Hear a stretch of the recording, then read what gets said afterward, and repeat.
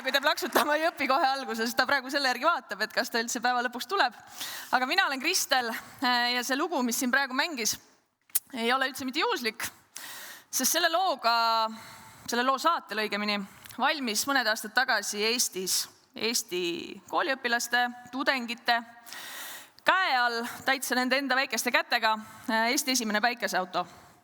Valmis ka teine päikeseauto, kolmas päikeseauto, millega kaugelt Austraalia maalt toodi päris kõrgeid kohti maailmameistrivõistlustelt, nii et see on päris hea tähendusega lugu minu jaoks, sest ma juhtisin seda projekti ja olin üks selle projekti algatajatest. Ja sellest on saanud midagi, mis on pannud aluse, ma arvan, päris ägedale legacy'le, mis on toonud inseneeriasse uusi noori. Ja loodetavasti see sündmus, mis täna siin lahti rullub, kus on nii palju ägedaid noori inimesi kokku saanud, teeb midagi sarnast. Sest moel või teisel, kujutage pilti, siin saalis viibijatest, ma arvan, paljude elu saab täna kuidagi mõjutatud.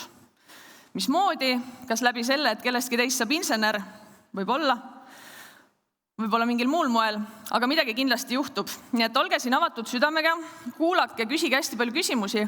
Kui võimalik, proovige mitte istuda käed rinnal risti, tegeleda millegi muuga, aga telefone läheb teil vaja, need otsige välja. Et ma arvan, see on juba esimene hea uudis praegu, et telefone kohe kuskil ära peitma ei pea. Sest näidake, kellel on telefonid kaasas, kõigil ei pea olema nutitelefoni, eriti lahe oleks, kui kellelgi oleks nuputelefon. Tõstke kõrgele. Nii. Ma arvan, et see on kõige lihtsam näide sellest, mis asi on tehnoloogia, mis asi on IT, mis asi on inseneeria, mis asi on IKT. Sest see väike vidin, mis teil käes on, päris keeruline oleks ilmselt ilma selleta tänases maailmas hakkama saada. Aga mul on taskus üks asi veel. Oota.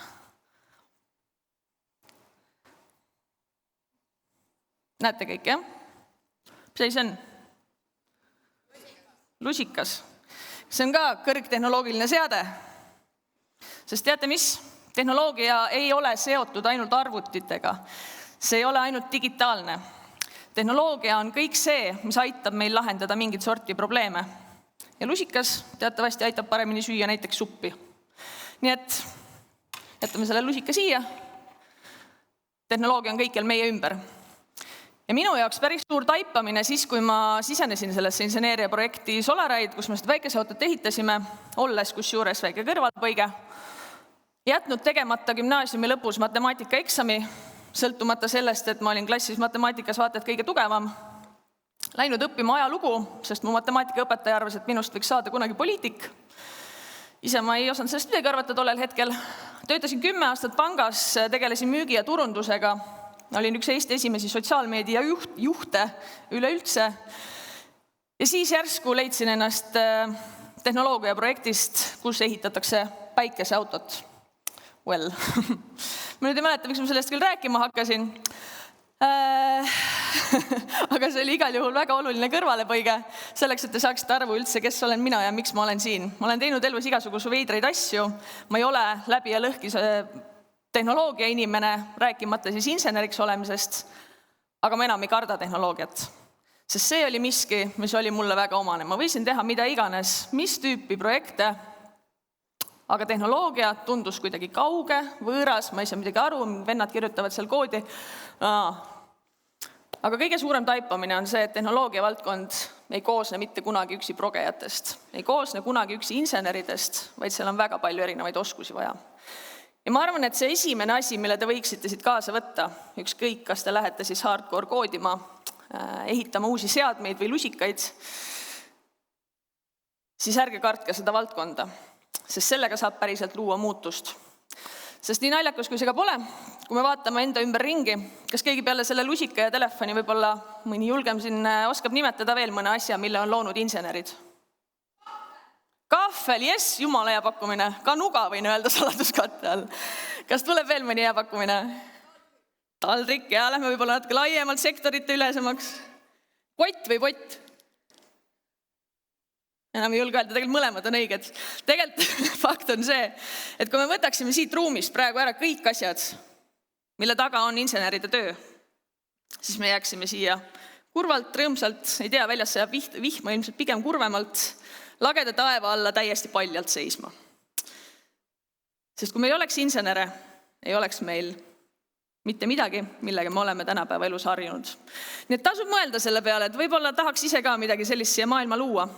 Ja nüüd need mõisted, seesama telefon, mida te mulle näitasite, võtke see korra uuesti välja, mul on siin see lusikas, on ju. Nii. Pilti oskate teha telefoniga kindlasti? Tehke sest lusikast üks pilt, kõik.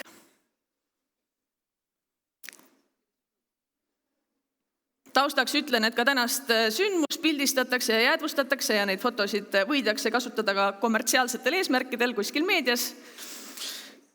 Lusikast on pilt tehtud. Nii, nüüd te kasutasite IT-d. Ehk siis see, et teie telefon suudab teha pilti, suudab selle jäädvustada teie telefoni, see on IT. Nüüd võtke see sama pilt ja saatke see pilt oma sõbrale, emale, klassikaaslasele, mingile rändam inimesele, kellele te ei ole julgenud kirjutada, aga nüüd võib-olla täna on see päev. Saatke lihtsalt see lusika pilti, ärge öelge mitte midagi.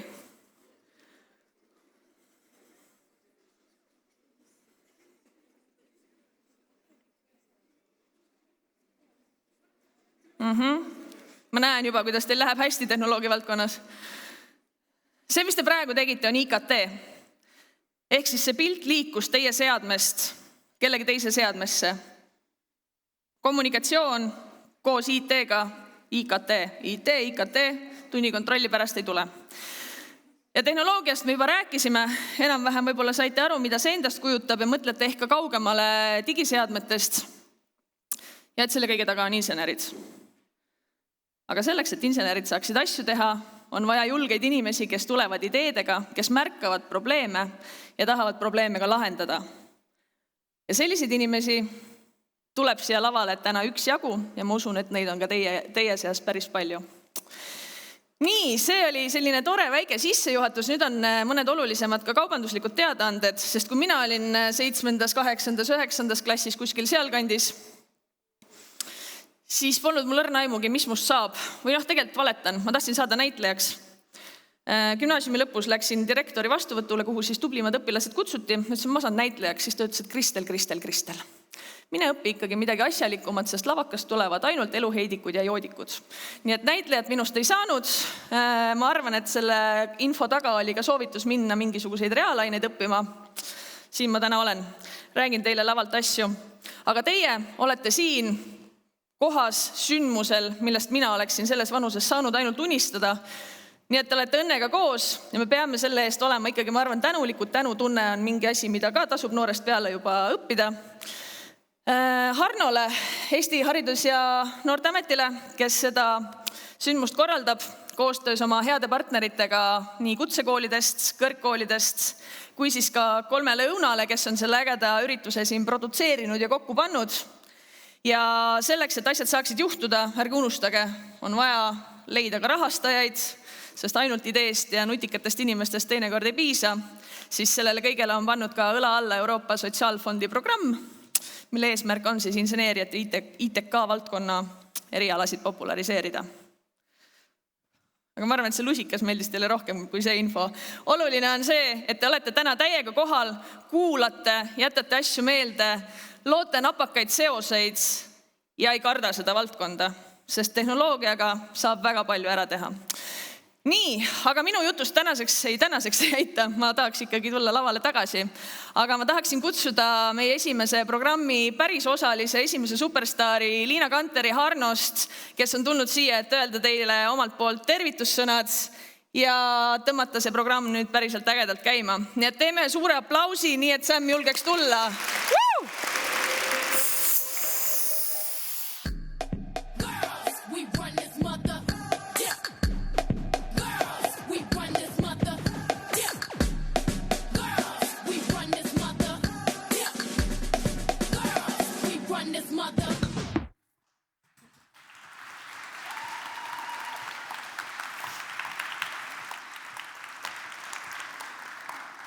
Tere! Kes teist on kunagi mõelnud, et IT ei ole päris minu teema. Andke käega märku. Suurepärane. Ma arvan, et täna on väga hea päev seda arvamust muuta. Tere tulemast teile Spark-konverentsile. Täna siin saalis on umbes 300 tüdrukut üle Eesti. Ja see on päris eriline. Sest igaüks teist on täna siin ühe väikese põhjusega. Uudishimu. Ja tehnoloogia maailmas on see kõige tähtsam omadus üldse. Eesti on maailmas tuntud kui digiriik. Te kõik teate seda. Me saame teha paljusid asju internetis kiiremini ja nutikamalt kui mitmed teised riigid. Aga selle taga ei ole ainult tehnoloogia. Selle taga on tegelikult inimesed. Ja inimesed, just sellised, kes mõtlevad, kuidas saaks seda teha paremini. Stereotüüpselt on kujutatud ette IT-inimest tavaliselt nii. Poiss kapuutsiga istub pimedas toas, joob energiajooki. Kuigi stereotüübid on tõesti väga rasked muutuma, siis tegelikkus on hoopis teine. Tehnoloogiat loovad inimesed, kes on loovad, tahavad maailma paremaks muuta ja tahavad probleeme lahendada. Ja see võib olla ükskõik kes. Ka sina. Muide, kas te teadsite, et maailma esimene programmeerija oli naine? Ligi 180 aastat tagasi kirjutas ta esimese arvutiprogrammi ja tema nimi on Ada Lovelace.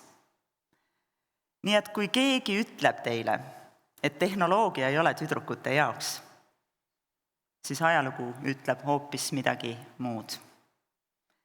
Praegu on nii, et tehnoloogia ja inseneeria valdkonnas tõesti töötab endiselt palju rohkem mehi kui naisi. Ja mitte sellepärast, et tüdrukud ei oskaks. Tegelikult on tüdrukute tulemused matemaatikas ja loodusteadustes väga head. Aga kui tuleb aeg valida eriala, siis vaatab tehnoloogia poole ainult umbes iga 6. tüdruk. Ja sageli mitte sellepärast, et tal huvi puuduks, vaid sellepärast, et kuskil ja üsna tihti just ümbritseva keskkonna mõjul tekib tunne, äkki see pole minu ala. Täna on selle lause vastu üks väga lihtne vastus. Miks mitte? Haridus- ja Noorteametis on meie töö aidata noortel just neid võimalusi näha. Koos partneritega me viime tegelikult ellu päris mitmeid ägedaid programme. IT-akadeemia, Progetiiger, Inseneriakadeemia. Ja läbi nende programmide saad sa proovida, kuidas ise tehnoloogiat luua, mitte ainult seda kasutada. Ja kui sulle hakkab tehnoloogia meeldima, siis IT-akadeemia toetab seda, et saaksid sellest tulevikus oma töö teha. Ja kui sulle meeldib ehitada, leiutada ja aru saada, kuidas maailm töötab, siis võid jõuda järeldusele, et just inseneeria on sinu koht. Täna ei pea sa otsustama oma tulevikku. Täna on päev küsimiseks, katsetamiseks ja avastamiseks. Ja mõnikord algabki suur teekond ühest väikesest sädemest. Loodan, et nii mõnegi jaoks teist tekib see säde just täna. Tere tulemast Spark-konverentsile!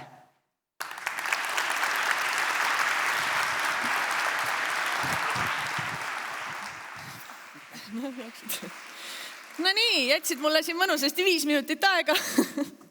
Enne kui sa lähed, tule korra siia trepi peale veel tagasi. Ma arvan, et me kasutame selle 5 minutit ikkagi ära. Kuidas teile, Liina, tervitussõnad meeldisid? Teeme veel seda plaksutamist. Ma olen teid väga head. Ma ei tahaks sind ära lasta nii lihtsasti. Kui me läheme tagasi sinna, kus olid seesama Kooliteega enam-vähem poole peal olev tüdruk, kuskil seal 14-15. Kas sul tuleb sellest hetkest meelde midagi sellist, midagi, mis kuidagi on mõjutanud sinu edasist teekonda, karjäärivalikuid, kes on sinust tänaseks saanud? Jaa, ma pean kahetsusega ütlema, et tõesti selliseid toredaid sündmusi sel ajal ei olnud, ma igaks juhuks aastaarvu ei nimeta, aga olen olnud noor, seda võin öelda. Ja mina mäletan seda, et kui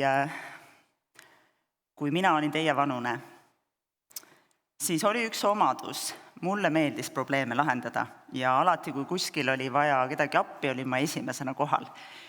Ja neid oli väga palju naljakaid momente ka, et ma mäletan, et meil raamatukogu hoidja sõitis meist noorte kambast mööda ja siis väga jäine oli rattaga ja siis, kui ta hakkas kukkuma, siis juba mina jooksin teda päästma ja selliseid momente oli erinevaid, kus teised jooksid näiteks R-kioski taha naerma ja iitsitama. Aga kõik andsid mulle seda tagasisidet, et Liina, sa oled sündinud sotsiaaltöötaja ja see tundus mulle nii loogiline, et ma valisin sotsiaaltöö ja töötasin seal valdkonnas 20 aastat.